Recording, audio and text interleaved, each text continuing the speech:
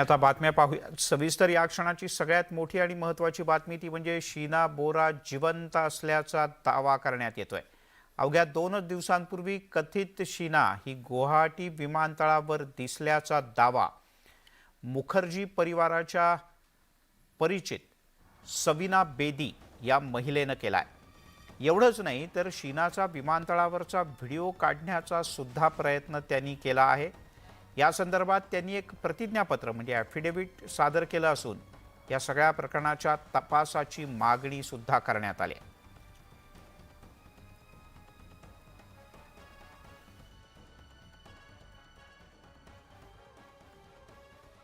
जानेवारी 2023 ला मी गुवाहाटी एअरपोर्टवर गेले होते, कारण मला मुंबईला यायचं होतं। त्या दिवशी मी काय कामासाठी गुवाहाटी गेले होते आणि त्या एअरपोर्टवर मला एक महिला दिसली जी मला असं वाटलं की ती शीना बोरा सारखी दिसतीये आणि रिझेंबल करते शीना बोराला।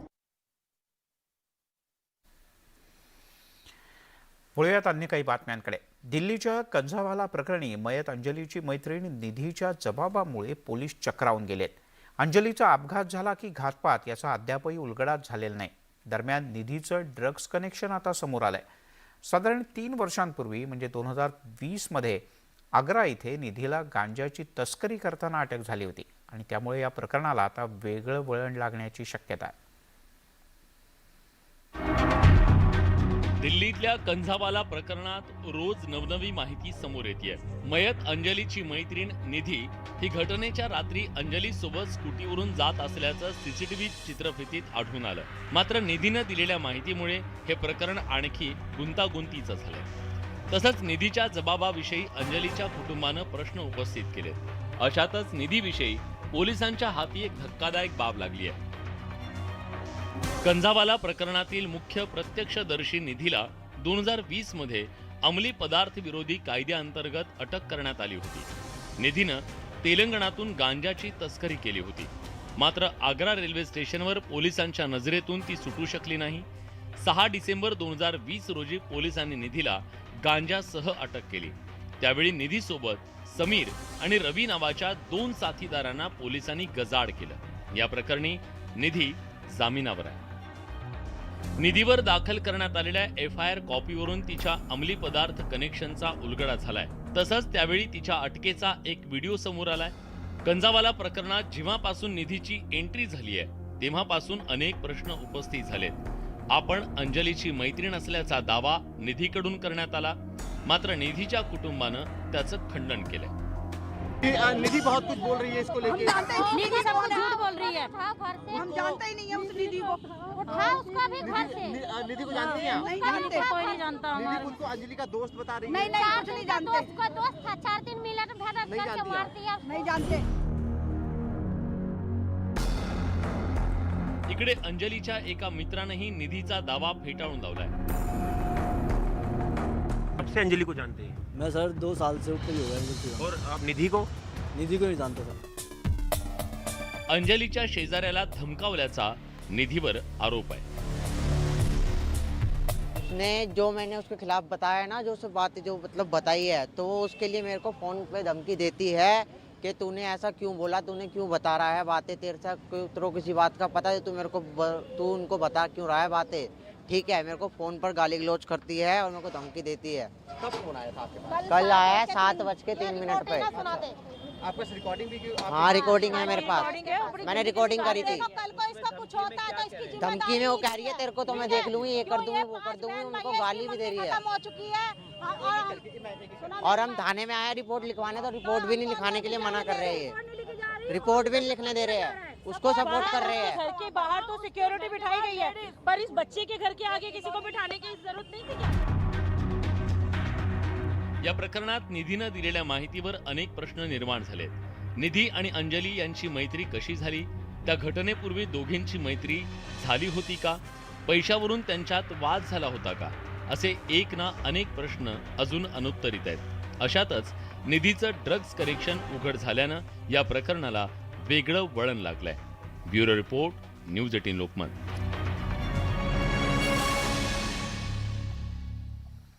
तिकडे मॉडेल उर्फी जावेदमुळे रुपाली चाकणकर आणि भाजपच्या नेत्या चित्रा वाघ यांच्यातला वाद थांबता थांबत नाहीये.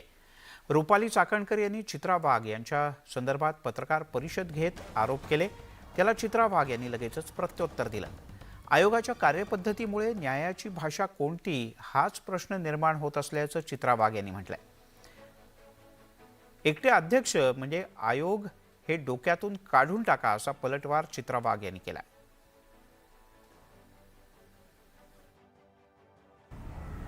आणि मग एकटी मी म्हणजे आयोग हे जर काही डोक्यात असेल तर ते काढायला पाहिजे. थोडी माहिती घ्या. तुम्ही म्हणजे आयोग नाही. एकटी अध्यक्ष म्हणजे आयोग नसतो. आयोग म्हणजे अध्यक्ष आणि त्याच्या सोबतच्या ज्या सदस्य असतात त्या सदस्य आणि त्याच्या बरोबरच महाराष्ट्र पोलीस महासंचालक म्हणजे महाराष्ट्राचे डीजी हे सुद्धा या आयोगाचे पदसिद्ध सदस्य असतात. तरी पुन्हा पुन्हा मी तुम्हाला सांगते की या पवित्र छत्रपती शिवाजी महाराजांच्या महाराष्ट्रामध्ये हा नंगा नाच आम्ही चालू देणार नाही. दुसरीकडे उर्फी जावेद समोर आली तर तिचं थोबाड फोडणार आहे. मात्र थोबाड फोडण्याआधी तिला साडी चोळी देऊ आणि त्यानंतर हा नंगानाच सुरू ठेवला तर तिचं थोबाड फोडणार अशी भूमिका चित्रा वाघ यांनी घेतली. काही हरकत नाही. ॲलर्जी असेल तर आपल्याकडे सगळ्या प्रकारच्या गोळ्या आहेत. त्या गोळ्या देऊन आपण ॲलर्जी दूर करू शकतो. काही काळजी करायचं काम नाही. देऊ की आपण. मी काय म्हणते त्याला समोरची पण लायकीची लागते. साडी चोळी हा आमच्या सात्विकतेचा पोशाख आहे. तुम्ही चांगलं सजेशन दिलंय ते पण पाठवायचं काम आम्ही करू. थोबाड फोडायच्या आधी एकदा संधी देणं गरजेचं आहे. त्याच्यामुळे एकदा ते पण देऊ. अगदी तुमचं सजेशन मान्य मला. राज्यात उर्फीवरून सध्या मोठं राजकारण सुरू आहे. उर्फीच्या कपड्यांवरून तरुण तरुणींना काय वाटतं हे जाणून घेण्याचा आम्ही प्रयत्न केला.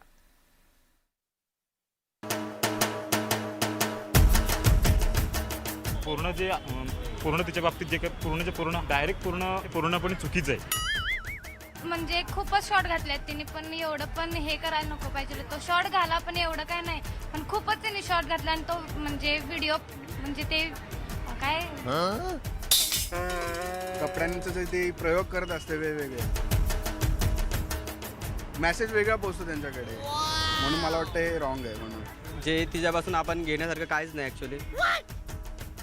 ज्याची त्याची चॉईस असते कपड्यांबाबतीत. तिची चॉईस मला नाही काय त्याच्यात बोलता येणार. त्यांची चॉईस आहे. त्यांना जसं पाहिजे तसं राहू शकतात. किती घालायचे ते तुमचं तुम्ही ठरवा, पण घाला काहीतरी तर घाला. आता आम्ही पण असे कपडे घालतोय. फॅमिलीला माहिती आहे, आम्हाला माहिती आहे. तर बाकीचे कोण काय बोलणार त्यांना काय करायचंय. आता असे कपडे ठीक आहे, हे कपडे तर आहे पूर्ण. ते घालतात ते कपडे आहेत का? त्यांच्याकडे कपडे तरी आहेत का? पोरं शॉर्ट घालून फिरतात, विदाऊट टी शर्ट फिरतात, त्याला कोण कमेंट नाही करणार. बट पोरींनी घातलं की त्याला कमेंट का? आता आम्ही अंडरवेअरचे फिरत नाही ना. साडीज पण ती अशा पद्धतीने घालते की त्याच्यावर तिचं अंग प्रदर्शन होतं. फॅशन ही आजकाल प्रत्येक मुलगी करते, पण आपण किती कोणत्या लेवलपर्यंत फॅशन केली पाहिजे हे आपण त्यांनाच स्वतःला समजायला हवं, आणि हे तिलाही समजायची गरज असं मला वाटतं. शॉर्ट कपडे नको आहे, फुल कपडे हवे. प्रत्येक वेळी सगळ्यांचं ऐकून जगणं हे नाही पॉसिबल होऊ शकत. प्रत्येकाला पण तिचं आयुष्य आहेच. एखादी व्यक्ती फेमस होण्यासाठी किती खालच्या पातळीपर्यंत जाऊ शकते हे उर्फी जावेदवरून सर्वांनी लक्षात घेतलं पाहिजे. अपने इंडिया में बहुत सारे प्रॉब्लम्स है जो लुक इन करने चाहिए ये प्रॉब्लम्स के अलावा. मैं ये बोलना चाहूँगी कि मेरा नंगा नाच कंटिन्यू रहेगा.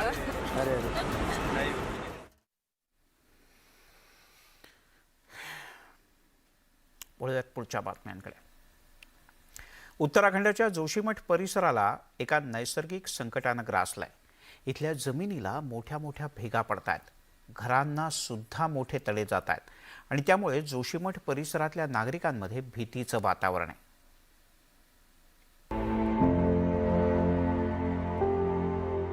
उत्तराखंड उत्तराखंडच्या जोशीमठ परिसरात दहशतीचं वातावरण पसरलंय, कारण या परिसरातल्या जमिनी आणि घरादारांना भेगा पडल्या, त्यामुळे या परिसरातल्या नागरिकांची झोपच उडाली आहे. या नैसर्गिक संकटामुळे इथल्या नागरिकांच्या मनात अनेक प्रश्न उपस्थित झाले, मात्र त्या प्रश्नांची उत्तरं अद्यापही कुणाला सापडलेली नाही. घरं आणि इमारतींना तडे गेलेत ते पाहिल्यानंतर किती मोठं संकट जोशीमठवर घोंगावतंय हे सहज लक्षात येईल.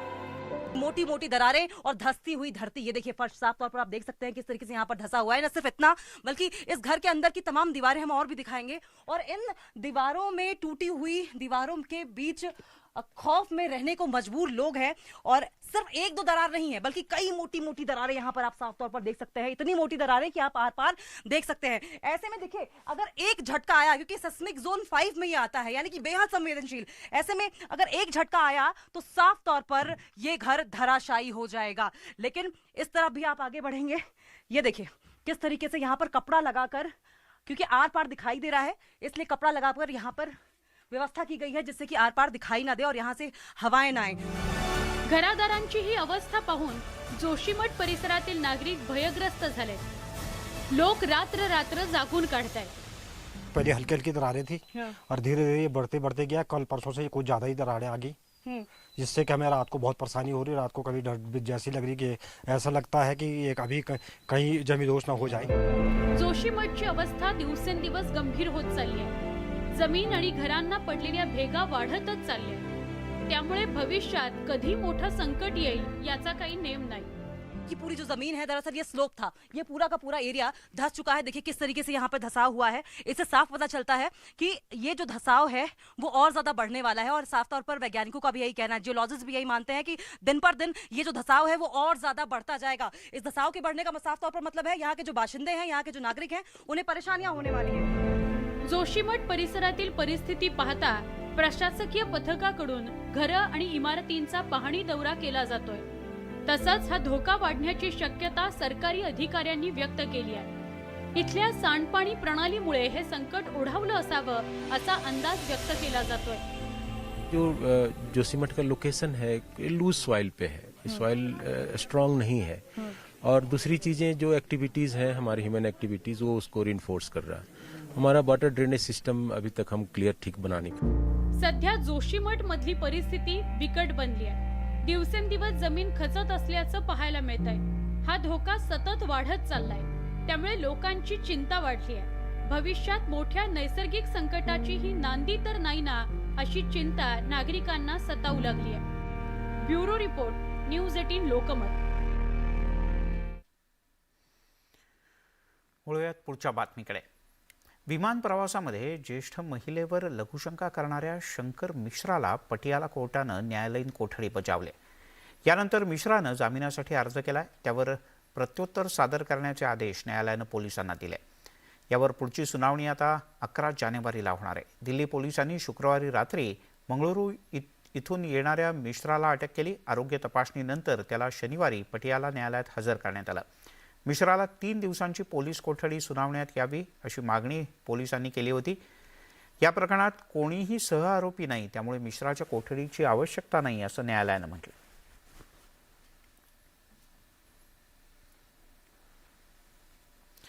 बातमी अपघाताची. नेते मंडळींचा प्रवास आणि त्याची सुरक्षा याबद्दल सध्या भलं मोठं प्रश्नचिन्ह महाराष्ट्रात निर्माण झालंय. कारण राज्यातल्या नेत्यांच्या सुरक्षेचा आणि त्यांच्या वाहनांचा प्रश्न समोर आलाय.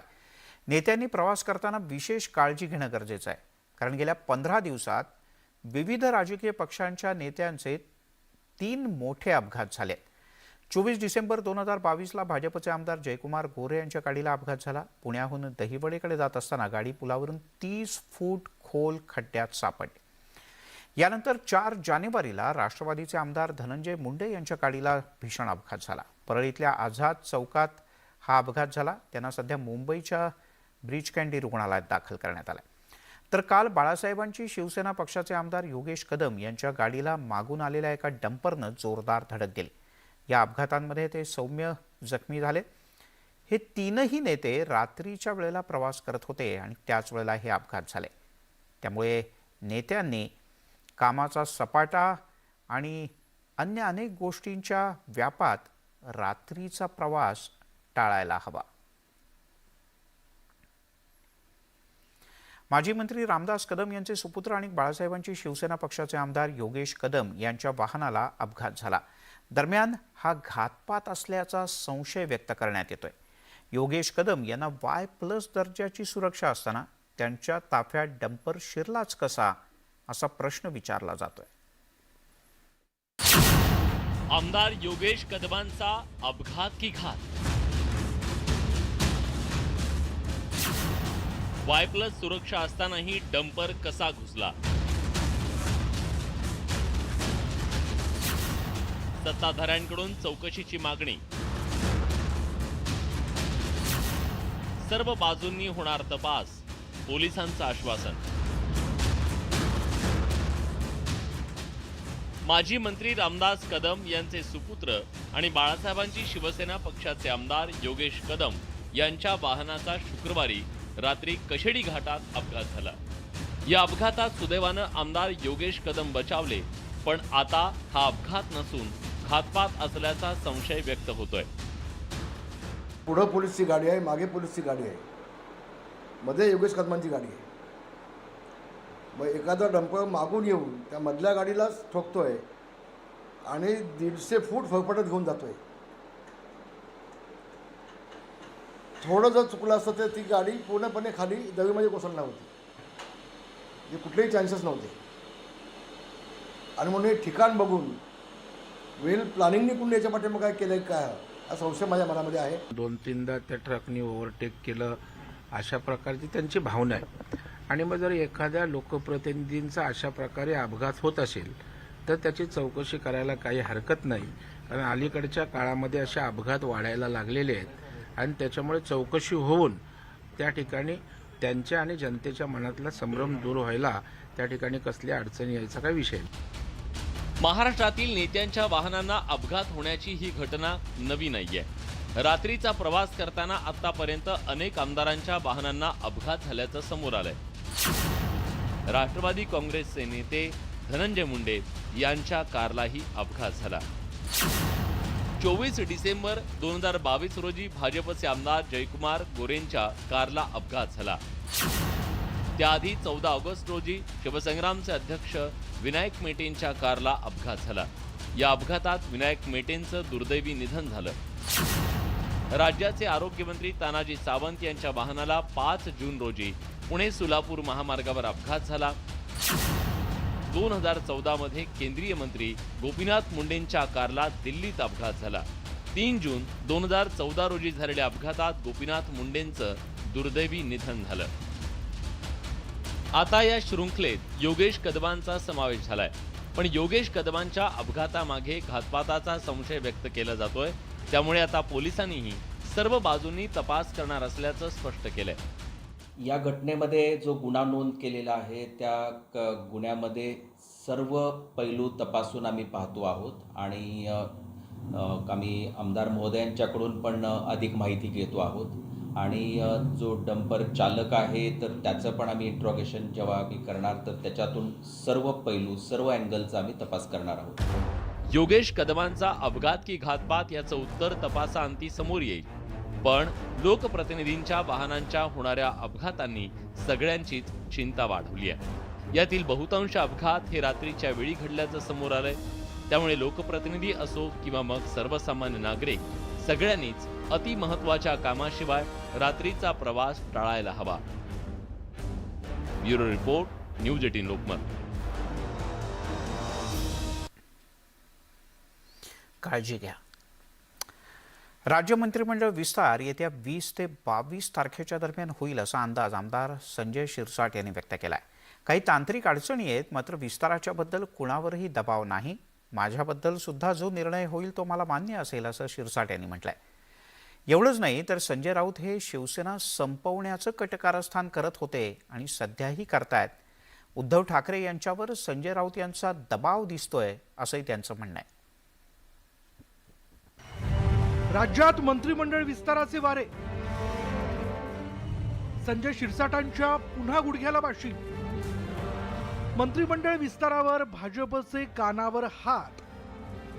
मी एकनाथ संभाजी शिंदे ईश्वर साक्ष शपथ घेतो की शिंदे फडणवीस सरकारनं शपथ घेतल्यापासून मंत्रिपद मिळेल या आशेवर संजय शिरसाट आहेत। पहिल्या मंत्रिमंडळ विस्तारात स्थान न मिळाल्यानं नाराज झालेल्या शिरसाठांच्या आशा पुन्हा पल्लवित झाल्यात। त्यांना येत्या 15 दिवसात मंत्रिमंडळ विस्तार होईल असं वाटतंय। 20 ते 22 जानेवारी पर्यंत मंत्रिमंडळ विस्तार होईल, फक्त तांत्रिक अडचणींची भीती त्यांना वाटते। मी याबद्दल सीएम साहेबांना पण डेप्टी सीएम साहेबांनाही बोललो, त्यांनी त्यांच्या ज्या टेक्निकल अडचणी त्या सांगितलेल्या, ती टेक्निकल अडचणी त्याच्या जर आता मला वाटतं या 15 तारखेपर्यंत संपतील असा एक माझा अंदाज आहे। 20-22च्या दरम्यान मंत्रिमंडळाचा विस्तार व्हावा। तसं पाहिलं तर अनेक नेत्यांना राज्य मंत्रिमंडळात समावेशाचे वेध लागलेत। बाळासाहेबांच्या शिवसेनेतील संजय शिरसाट, प्रताप सरनाईक, भरत गोगावले, बालाजी किणीकर, किशोर पाटील, सदा सरवणकर यांना मंत्रिमंडळ समावेशाची प्रतीक्षा आहे। भाजपमध्ये मात्र तशी कोणतीच चर्चा नाही। मंत्रिमंडळ विस्ताराबाबत भाजप नेते प्रवीण दरेकरांनी कानावर हात ठेवलेत। तर मला तर याविषयी अजिबात माहीत नाही। संजय शिरसाटांशी कोण बोलला असेल त्यांनाच आपण विचारलेलं बरं। मला वाटतं या संदर्भात निर्णय शिंदेसाहेब, फडणवीस साहेब आणि पक्ष नेतृत्व घेत असतं आणि त्याच्यामुळे मला वाटतं आमच्या आमदारांच्या पातळीवरचा विषय नाही आणि त्याच्यामुळे कोणी तारका अशा हवेत सोडण्याची मला वाटतं गरज नाही, सोडू नये। मंत्रिमंडळ विस्ताराची वाट पाहणारे खूप आहेत। बच्चू कडूंपासून आरपीआय नेते रामदास आठवलेंनाही मंत्रिमंडळ विस्ताराची प्रतीक्षा आहे। गेल्या 4 महिन्यांपासून 15 दिवसांच्या अंतरानं मंत्रिमंडळ विस्ताराचं वारं वाहतंय। दरवेळी तारखेवर तारीख मिळते, यावेळीची तारीख तरी पक्की असावी हीच अपेक्षा। सिद्धार्थ गोदाम, न्यूज 18 लोकमत, औरंगाबाद।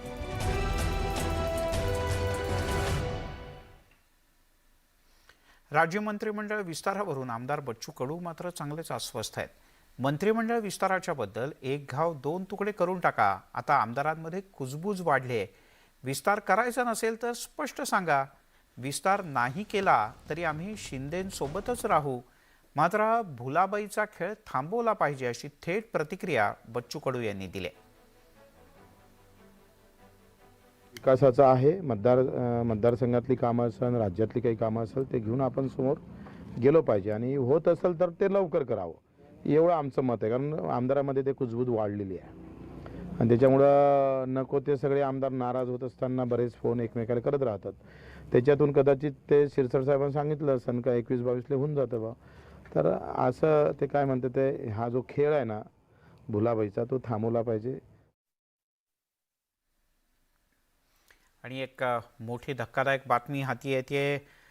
मुंबईत लोकलमधून पडून एका पोलीस अधिकाऱ्याचा मृत्यू झाल्याचं कळत आहे। या क्षणाची धक्कादायक बातमी, मध्य रेल्वेवरच्या कळवा रेल्वे स्टेशनच्या जवळची ही धक्कादायक घटना आहे। जी माहिती सूत्रांनी आत्ता दिली त्यानुसार मनोज भोसले असं या मृत पोलीस अधिकाऱ्याचं नाव आहे। लोकलमधून पडून एका पोलीस अधिकाऱ्याचा मृत्यू झालाय। नंतर आपल्या सगळ्यांचं पुन्हा एकदा स्वागत। आपण पाहताय दिवसभराच्या बातम्या। केंद्रीय मंत्री नारायण राणे आणि खासदार संजय राऊत यांच्यामधील शाब्दिक युद्ध आणखी चिघळलंय। दोन्ही नेत्यांकडून पुन्हा एकदा एकमेकांवर आरोप प्रत्यारोप करण्यात आले, तसंच एकमेकांना खुलं आव्हान प्रतिआव्हान सुद्धा देण्यात आलंय। नारायण राणे संजय राऊतांमध्ये जुंपली। चपलाने नाही मारला उद्धवने रश्मीने तर मला विचारा। राणेंचा राऊतांवर जोरदार पलटवार। मी शिवसेना संपवण्याची सुपारी नाही घेतली, संजय राऊतनी घेतलेली आहे। संजय राऊतांचा राणेंवर हल्लाबोल। बाडगा असतो ना बाडगा, हा जास्त मोठ्याने बांग देतो। आरोप प्रत्यारोपांच्या फैरी। संजय राऊत तू जिथे बोलशील तिथे मी जायचं, प्रोडक्शन मी इथेच हो। केंद्रीय मंत्री नारायण राणे आणि शिवसेना उद्धव बाळासाहेब ठाकरे पक्षाचे खासदार संजय राऊत यांच्यातील वाकयुद्ध शिगेला पोचलाय। दोन्ही नेते एकमेकांवर जणू तुटूनच पडलेत। संजय राऊतांच्या आव्हानाला नारायण राणेंनी प्रतिआव्हान दिलंय। राज्यवस्त्र बाजूला ठेवून या असं आव्हान राऊतांनी दिलं होतं, त्यावर राणेंनी हे प्रत्युत्तर दिलंय। शिवसेना नव्हता, शिवसेना विरुद्ध तो लोकप्रभामध्ये लेख लिहित होता तेव्हा संजय राऊत। तुम्हाला आज सांगतो संजय राऊत तू जिथे बोलशील तिथे मी जायला तयार, प्रोडक्शन मी इथेच हो, जिथे बघूया। राणेंनी संजय राऊतांवर जोरदार शाब्दिक हल्ला केला. तसंच संजय राऊतांमुळे शिवसेना संपवल्याचा आरोपही राणेंनी केला. तर नारायण राणेंच्या या आरोपांवर संजय राऊतांनी प्रत्युत्तर दिलं नाही तरच नवल. आमच्या नादाला आता यापुढे लागला कोणी तर तुम्हाला कळेल आम्ही काय आहोत. आणि फार हे धमक्या दादागिरी करू नका. आमचं अख्खं आयुष्य रस्त्यावर गेलं. संजय राऊतांची तक्रार करण्यासाठी आपण उद्धव ठाकरेंना भेटणार असल्याचं नारायण राणेंनी सांगितलंय. एक ना दिवस मी उद्धव ठाकरेंना भेटणार. कशासाठी माहितीये ना, मी खासदार झाल्यानंतर माझ्या बाजूला संजय राऊत राज्यसभेत येऊन बसायचा आणि उद्धव ठाकरे आणि रश्मी ठाकरे बद्दल जे काय सांगायचं ना ते मी उद्धव ठाकरेला आता भेटून सांगणार. चपलाने नाही मारला उद्धवने आणि रश्मीने तर मला विचारा. तर राणेंच्या या वक्तव्यावर राऊतांनी पुन्हा एकदा जोरदार घणाघात केलाय. आदित्य ठाकरे, उद्धव ठाकरे, रश्मी ठाकरे यांच्यावरती अत्यंत घाणेरड्या शब्दामध्ये चिखलफेक करायची सुरुवात या माणसानं केली. आम्ही नाही केली. आदित्य ठाकरेवरती किती घाणेरडे आरोप करता, काय पुरावे? तुमची मुलं, तुम्ही उद्धव ठाकरेंविषयी कोणत्या भाषेत तुम्ही बोलताय? रश्मी वहिनीविषयी कोणत्या भाषेत बोलत होता? सामना वृत्तपत्रातील अग्रलेखावरून संजय राऊत आणि नारायण राणे यांच्यात हे शाब्दिक युद्ध पेटलंय. दोन्ही नेत्यांकडून एकमेकांना थेट इशारे देण्यापर्यंत हा वाद पोहोचलाय. तो लवकर थांबण्याचं नाव दिसत नाही. Bureau report, news 18 Lokmat. सर्वसामान्य लोकांना वाटतं की असे वाद आता थांबायला हवेत. तिकडे नारायण राणे यांनी हल्लाबोल केल्यानंतर संजय राऊत यांनी पुन्हा एकदा राणेंवर निशाणा साधलाय. पक्ष सोडल्यानंतर मी राणेंना कधीच भेटलो नाही. तसंच माझ्यामुळे जर राणे ठाकरेंना भेटत असतील तर ही चांगली लक्षणं आहेत असं सांगायलाही ते विसरले नाहीत. राणेंचं केंद्रीय मंत्रीपद लवकरच जाईल असं भाकीतही त्यांनी पुन्हा एकदा केलं.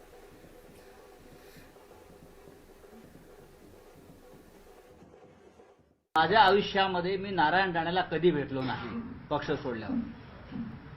बरं का, हे सगळ्यांना माहिती आहे. मी कधी बेईमान गद्दारांना भेटत नाही, त्यांच्याशी त्यांचं तोंडी बघत नाही. त्यांना उद्धव ठाकरेंना भेटायची इच्छा व्यक्त झाली हे चांगलं लक्षण आहे. मी निमित्त ठरत असेल त्यांना भेटण्यासाठी. आत्ताच माझं उद्धव साहेबांशी बोलणं झालं या विषयावर. मी हसत होतो, ते हसले. बरं का. पाणीपुरवठा मंत्री गुलाबराव पाटील यांनी संजय राऊत यांच्यावर जोरदार टीका केली. एकनाथ शिंदे यांनी दाढीवर हात ठेवला असता तर संजय राऊत कधीच खासदार झाले नसते अशी टीका गुलाबराव पाटील यांनी केली. संजय राऊतांना मिळालेली 41 मतं ही एकनाथ शिंदे यांच्याचमुळे मिळाली असा दावाही त्यांनी केला.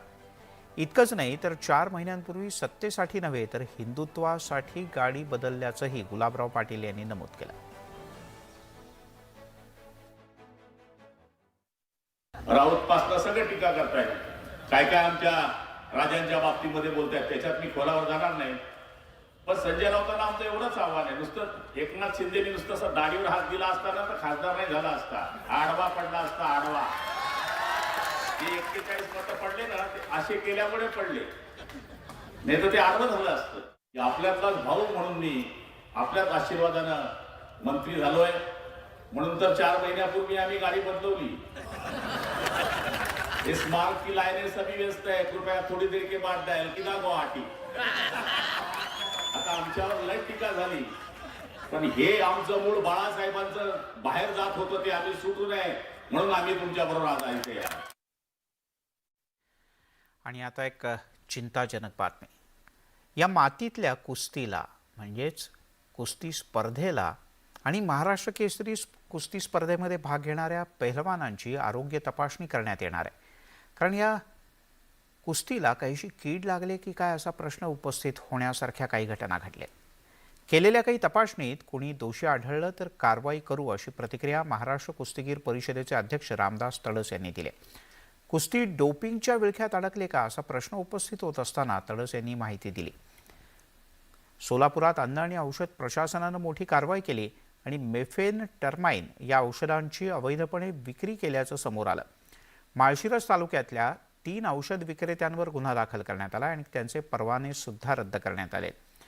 या कारवाईमुळे महाराष्ट्राची अस्मिता असलेल्या कुस्तीवर प्रश्नचिन्ह उपस्थित होत आहे. कारण मेफेनटर्माइन औषधाची पहिलवानांना विक्री करण्यात आल्याचं समोर आलंय। एवढंच नाही तर महाराष्ट्र केसरी स्पर्धा अवघ्या काही दिवसांवर आलेली असताना ही कारवाई झाली आहे। त्यामुळे कुस्तीतील डोपिंगची कीड महाराष्ट्र केसरीपर्यंत तर पोचली नाही ना, अशी शंका उपस्थित होती। डोपिंगमुळं समाजाला इंजेक्शन घातक आहे आज काही वाटत नाही खेळाडूला, पण येणाऱ्या काळात मात्र याचा दुष्परिणाम होऊ शकते आणि म्हणून याच्यावर आज सर्व स्तरावर याची चौकशी व्हावी।